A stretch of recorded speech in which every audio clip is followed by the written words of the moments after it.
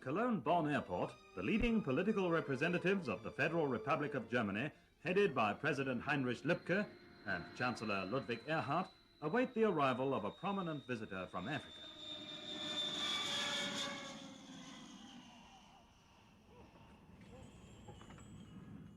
His Excellency Adan Abdullah Osman, President of the Somali Republic, pays a state visit to the free part of Germany in order to hold personal talks designed to strengthen the fruitful political, economic and cultural relations between the two countries. After a cordial welcome, at which members of the Somali embassy are also present, the national anthems of these two friendly powers are played.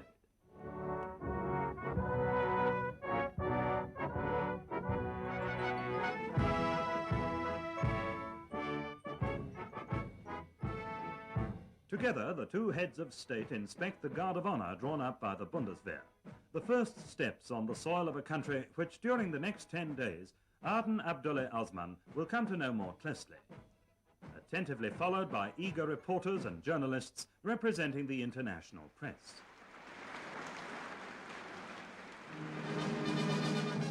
On the day of his arrival, the illustrious visitor, escorted by a police motorcycle unit, calls at the Palais Schaumburg in Bonn, the official residence of the Federal Chancellor.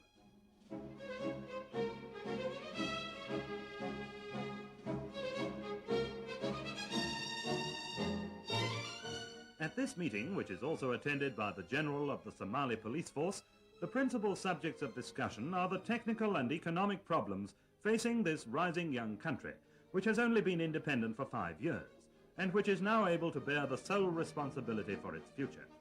Chancellor Erhard and President Osman, as well as ministers of the two governments, confirmed their mutual interest in further intensifying the present good cooperation. The visit of the African head of state to the German federal president and Frau Wilhelmine Lübke is marked by a spirit of mutual esteem.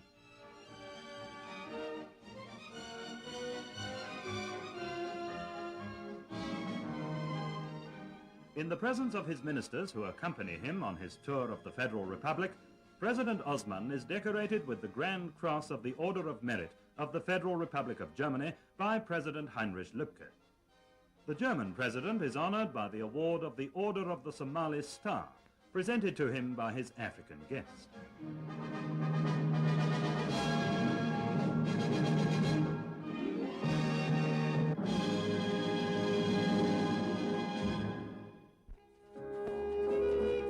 The history of German engineering and technology is closely linked with the name of Nikolaus August Otto.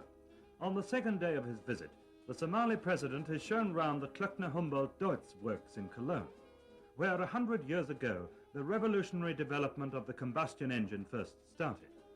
Here, the latest technical progress in the field of mechanical engineering is clearly visible, and its details are explained by the company's Director General, Dr. Jakob.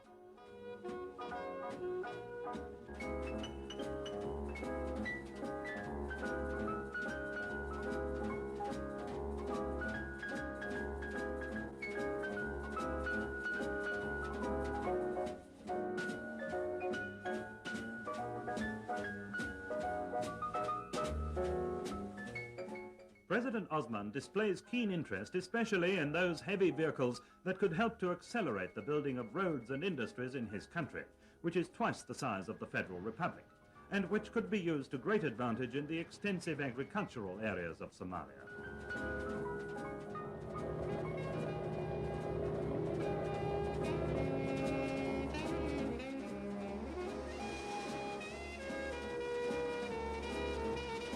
At the site of a great new bridge being built across Germany's largest river by leading Cologne industrial enterprises, the African visitors are able to study the plans as well as the rational road-building methods employed here.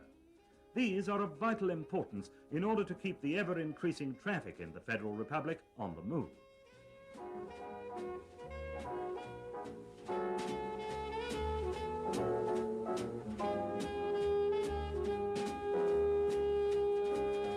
Leading building experts of the Strabag company explain the details of the new bridge across the Rhine in Cologne. The German workers have their own way of thanking the African chief of state for his visit. The next day, The destination of the special train placed at the disposal of the African visitors by the Federal Railways is Wolfsburg, a town that has become the symbol of the Federal Republic as the world's second largest producer of motor vehicles. The Volkswagen factory, with its 48,000 employees, awaits President Osman.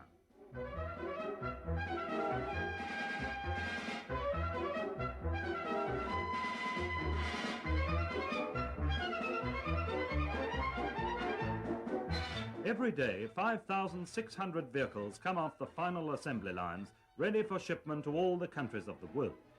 Their route to the principal German seaports is followed by the representatives of the Somali Republic to the ancient Hansa town of Bremen.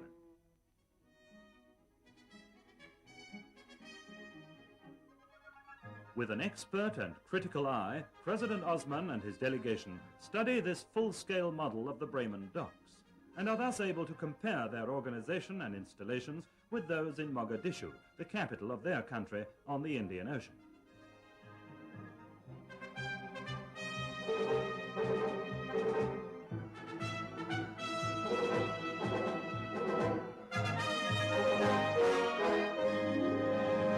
Bremen also becomes the scene of a cordial meeting with fellow countrymen from distant Africa. At the Air Training School of the German Lufthansa, the President is informed of the progress made in the training of future pilots from his country.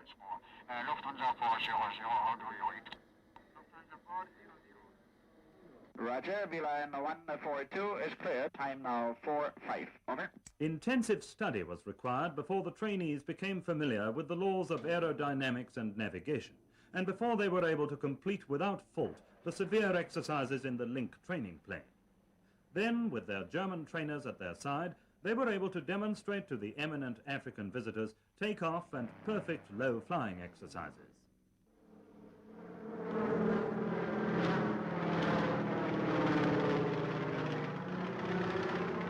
At Bremen Airport, these future pilots of Somalia bid farewell to their president, happy in the knowledge that they have passed their test. Then the head of state of the Somali Republic boards a special plane for the flight to Berlin, the old capital of Germany, where he will be confronted with the political reality of divided Germany. This is a map of Germany. The communists have divided this country into two parts by a strongly fortified frontier which is 865 miles long. The Iron Curtain is designed to seal off the entire communist bloc in East Europe from the free world. Berlin, the capital of Germany, is divided into two parts by the wall built by the communist rulers in East Berlin. This wall of shame separates parents from children, brothers from sisters.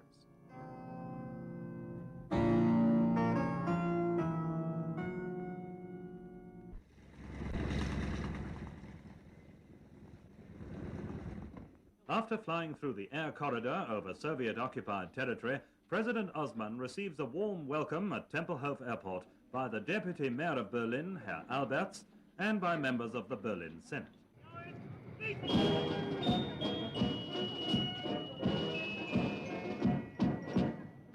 West Berlin receives the visitor from Africa with optimism and animation, with the pulsating traffic of a newly risen metropolis.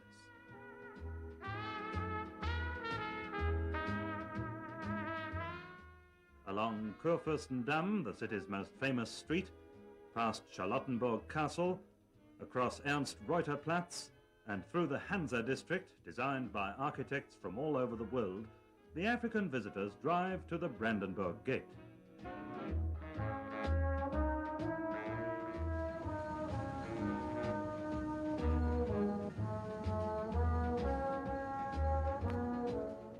This symbol of national consciousness today signifies the unnatural division of Germany.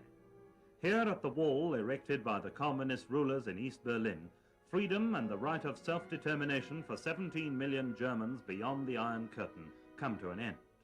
Here at this wall, which cuts the city in two, Germans are killed by the bullets of communist frontier guards, people who tried to escape from the tyranny of the Soviet-occupied zone of Germany to the freedom of West Berlin.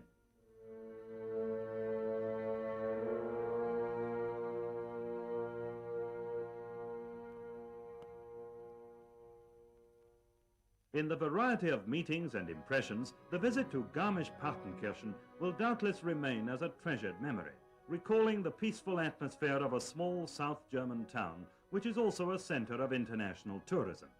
It's situated in Bavaria, on the northern edge of the Alps, and nearly 600 miles from Berlin. The gondola of a cable railway carries the guests from equatorial Africa to the top of the Zugspitze, 9,700 feet above sea level, and Germany's highest mountain.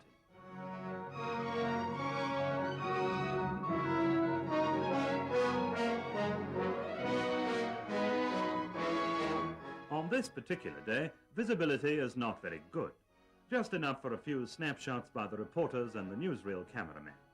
The view across the vast panorama of the Alps is hindered by heavy snow, fog and low cloud.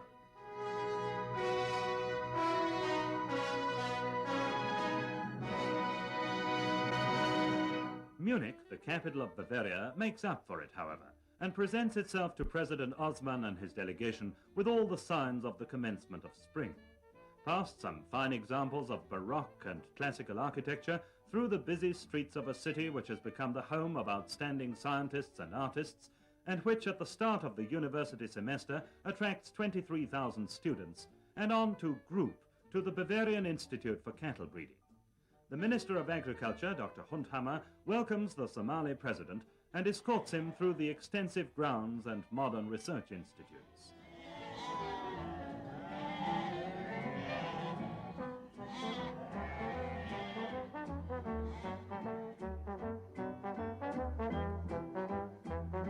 The richer for some useful information which the Somalian experts will doubtless be able to utilize for their agriculture and cattle breeding on the east coast of Africa, President Osman comes to the end of his tour of Germany.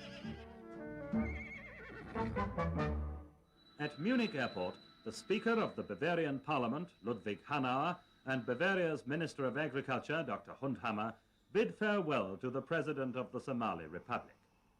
Then His Excellency boards a special plane of the German Lufthansa.